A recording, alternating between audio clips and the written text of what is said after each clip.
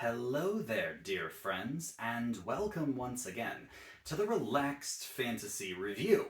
Today, we're discussing bad spells. When a character chooses their spells, they're trying to create a magical fantasy where they are able to do things that most people can't do through the use of magic, and most spells achieve this to some degree. But some spells can't. Some spells simply do not sell what they are actually trying to get across to you. And in the case of the Cleric, who has only a few cantrips to choose from, this can be really, really detrimental. Clerics love to use their spells to support others as well as do damage to their enemies, but some of these spells, these cantrips, just don't really work the way you think they would. I prepared a top 5 list of the worst cantrips that clerics could choose. But before we get to the list, I'd like to let you know that Relax Fantasy Review has memberships. For just $1 a month, you can get a couple benefits from the channel. First, you get a little badge in your name next to the comments, letting folks know that you're a supporter, earning you my undying gratitude, and yeah, just that would be awesome if you could do that.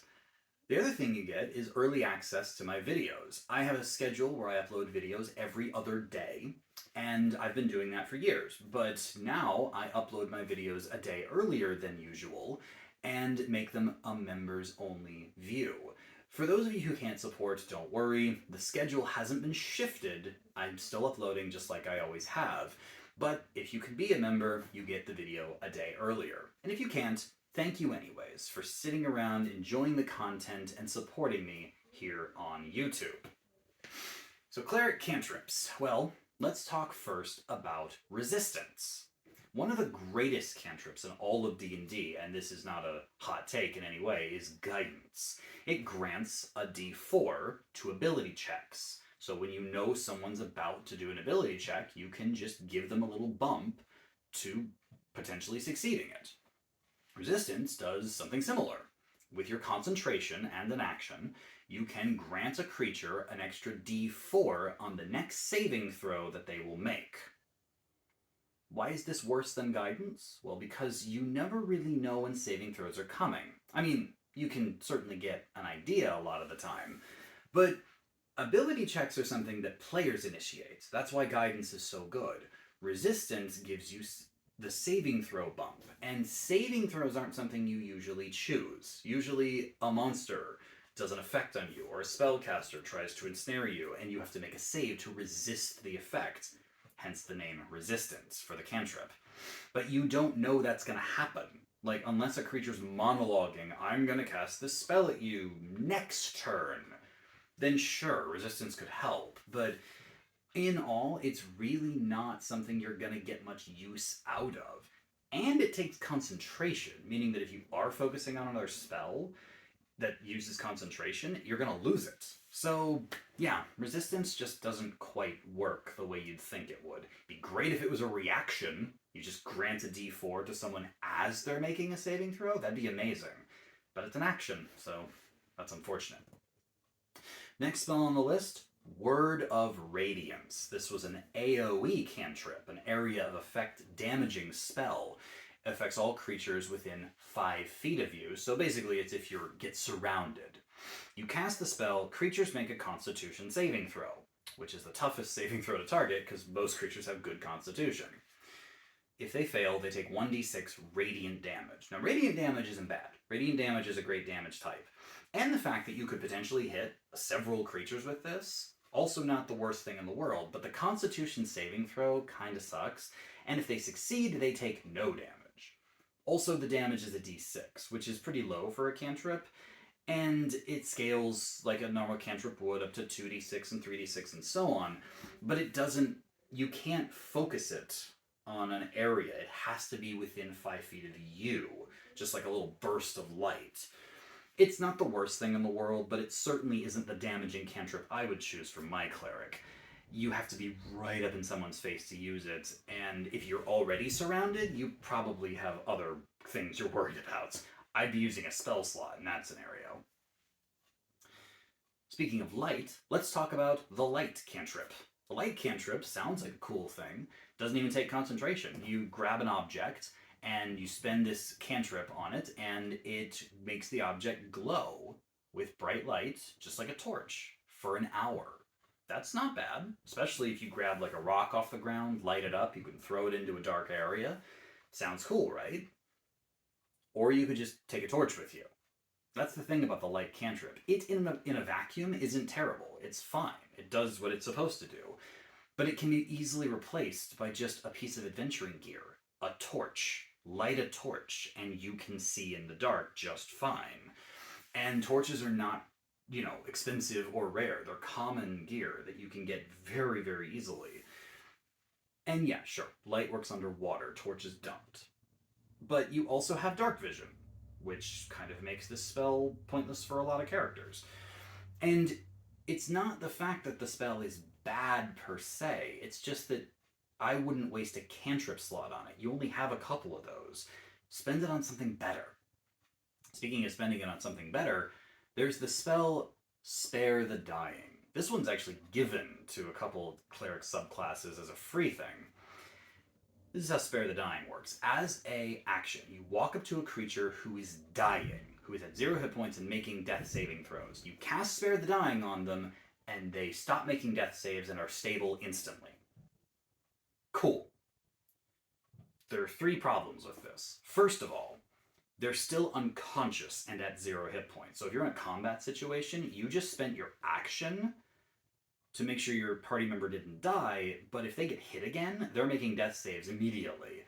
And they also can't fight. They can't get back up again, so they aren't healed. There are several better options for this. There are healing potions that you could use, pour it down your friend's throat, they are now conscious and back in the fight. Or you could spend your bonus action and a first level slot to cast Healing Word, granting them a few extra hit points, and they bounce back up, and you didn't even have to walk up to them.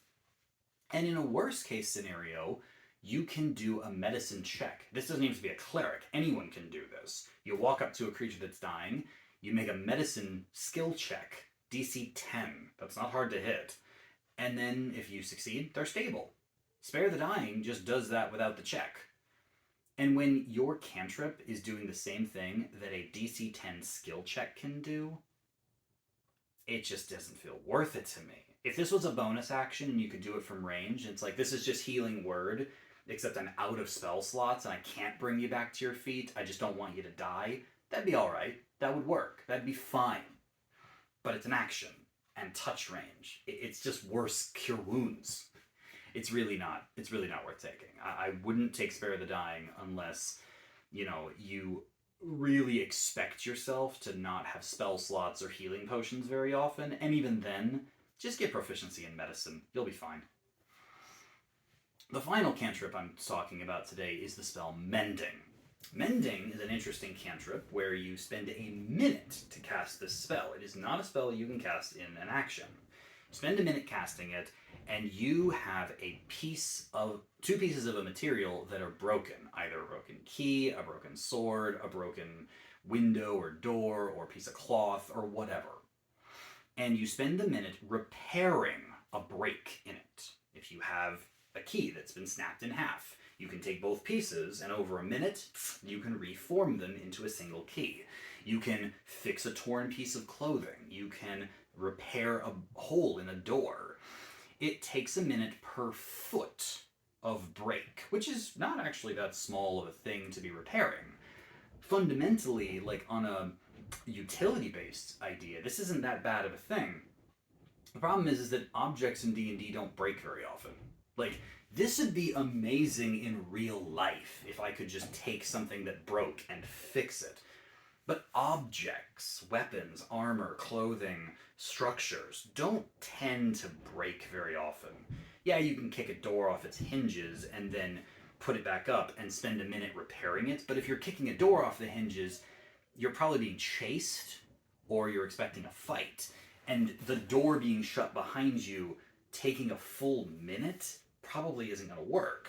So in the situations where it could be useful, it's limited by its casting time. There's even a race, the Auto Gnome, a really cool race from the Spelljammer books, that can cast Mending on themselves or have Mending cast on them. and it actually lets them spend their hit dice to heal themselves. And if you're an auto gnome, this is a great spell. Don't put it on the worst list. But that only works on one race out of the 50 plus that are in the game. So yeah, unless you've got some idea where you want to be like fixing clothes or fixing weapons or something like that to make money, this really isn't going to be very much use to you.